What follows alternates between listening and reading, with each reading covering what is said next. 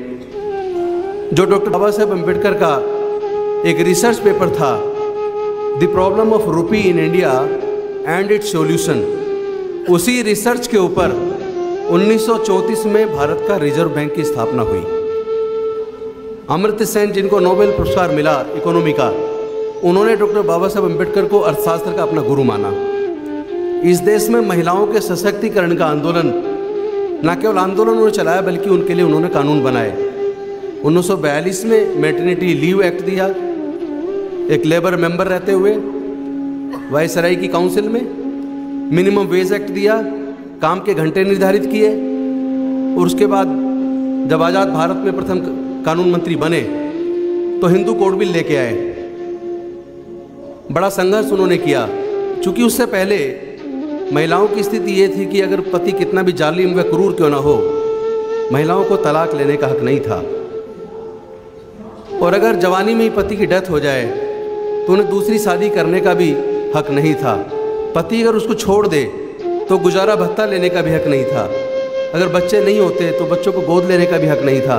इन सारे हकों को Hindu code bill के रूप में संसद में लाने वाले, महिलाओं को सशक्तिकरण का रास्ता बनाने वाले और इस देश के मजदूरों को उनको हक दिलाने वाले ऐसे शख्स जो विश्व के महानतम अर्थशास्त्री भी थे, कॉन्स्टिट्यूशनल एक्सपर्ट भी थे, उनको केवल एक दलितों का मसीहा के रूप में पेश करना, उनके कद को छोटा करके दिखाना।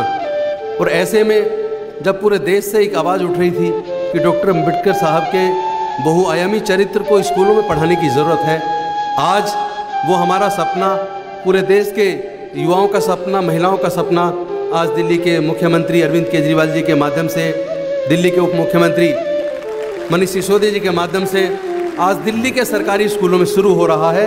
और मैं समझता हूँ ये पूरे देश में यहाँ से संदेश जाएगा और कम से कम देश में रहने वाले सभी लोगों को उनके बहुआयामी चरित्र से अवगत कराने में दिल्ली की सरकार कामयाब। आज इस दिन जब ये बुकलेट लॉन्च की जा रही है और जब आज के बाद से दिल्ली के सभी स्कूलों के अंदर, अभी सरकारी स्कूलों में ये शुरू किया जा रहा है और मैं उम्मीद करता हूँ कि सभी प्राइवेट स्कूल भी इसको अपनाएंगे।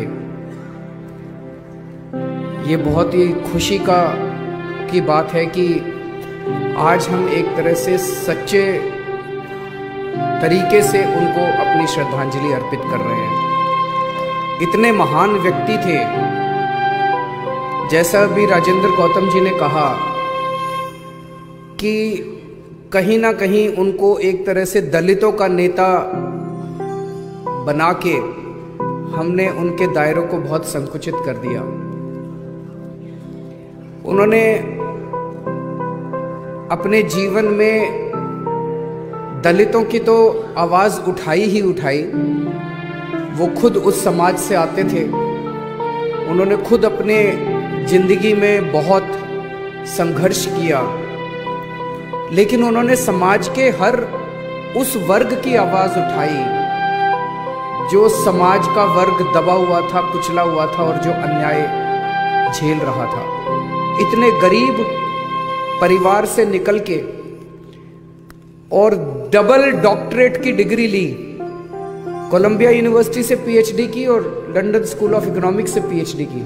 बाबा साहब अम्बेडकर ने एक गरीब परिवार से, गांव से निकल के इतना संघर्ष करके उनका जो अर्ली लाइफ पढ़ाया जाएगा बच्चों को, और जब बच्चे देखेंगे कि कितना उन्होंने अर्ली लाइफ में संघर्ष किया